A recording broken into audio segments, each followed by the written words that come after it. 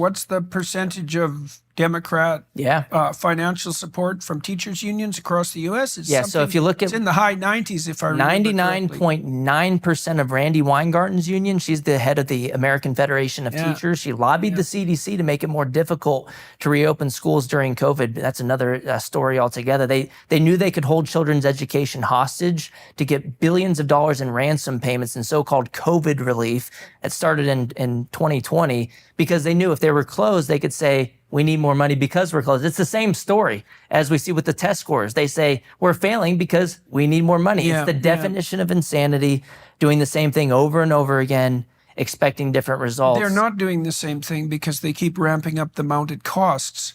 Yeah. Right. So it's worse than the same thing. Their same thing is always give us more money. And it never improves anything. Smaller classes, more money. Yes. Right. And in every other industry, if you think about what smaller class sizes actually means, that means lower units of production output for the same inputs. Yeah.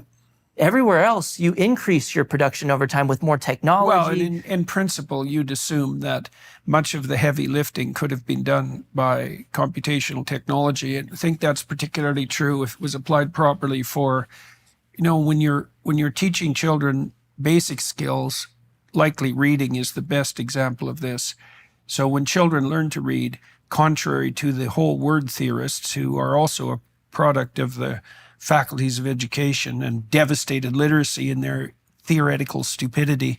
So English obviously is a phonetic language, and the way you learn to read is that you learn to associate sounds with letters, and that's actually a rather dull process. There's nothing intrinsically, there's little that's intrinsically interesting about that. Some kids will treat it like a puzzle. Some children can associate letters with sounds very rapidly, and some take much more practice. That's IQ dependent fundamentally, although there are other contributing factors. You can have high IQ kids with dyslexia, but it's basically an IQ phenomena. But what you want to do with little kids is continual exposure and practice, because they need to produce little neural circuits that recognize each letter and that use the conjunction between the visual system and the auditory system in the brain to tag each letter with a sound. Letters first, 2-letter combinations, 3 letters, small words. Then as you develop expertise, phrases you get in a single glance, and maybe even sentences if you start to become stunningly proficient, right?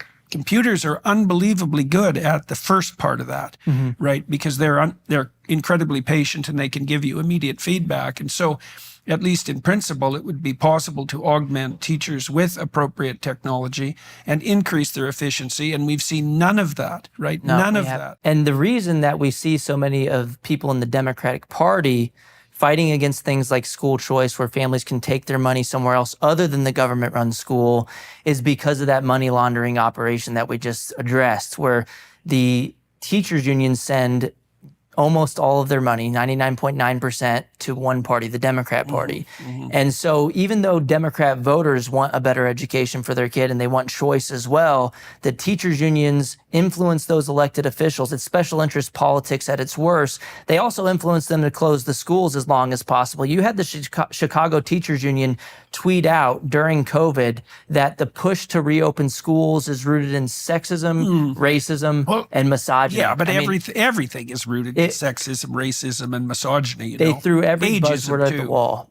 Yeah, every genderism, And I'm glad that that's not working anymore. And I think the unions actually stepped on a rake. They overplayed their hand during the COVID era, and that showed families what the heck was happening in the classroom. We wouldn't have known a lot of this Marxism was in the government-run schools. Maybe some families saw it here and there, but for the first time ever as a country, we were able to, at large scale, get a peek into some of the far left lunatics who are running the government-run school system through remote learning, which, let's be real, we should have just called it remotely learning. There wasn't a lot of learning going on. But families have been mobilized more than they've ever been before. And since COVID, we've had 14 states now, all controlled by Republican legislatures, go all in on school choice. Arizona is one of them, one of the first actually, to allow families to take that money that would have gone to their government school to a private or charter school or homeschool. Okay, so let's take apart this issue of choice, because it would be easy to assume that you're an advocate of something approximating parental freedom, right? That parents have the right to choose, let's say, the value set that defines the education of their children. But it sounds to me more that your primary concern wasn't so much the freedom of parents to choose as it was your observation of the fact that in the absence of competition, so in the presence of a monopoly, particularly a government-run monopoly, the probability of low quality is 100%. It's both of those things. It's And I both think of it's those actually things. more so than the outcomes. It's more so about parental rights and Oh, it who is? gets Oh, to direct okay. the upbringing of their children. I got into this as a libertarian, a limited government Okay, so you're person. making two arguments. One is It's an outcome-based and values. also values as well. And Values as well. whose children are they? They're not the government's kids. They're not the teachers union's kids, even though they just posted recently, right before we came here, that we got to protect our kids. They always use language Yeah. of ownership it's a communist ideology. And I Yeah. think that's what woke up so many people with recent elections too. You look at the Trump versus Harris election, Republicans typically don't do well in education because they don't, throw more money at the problem. But right before the election, there were two nationally representative surveys by Atlas Intel, which was the most accurate pollster in 2020, and they correctly predicted Trump winning all the swing states in 2024.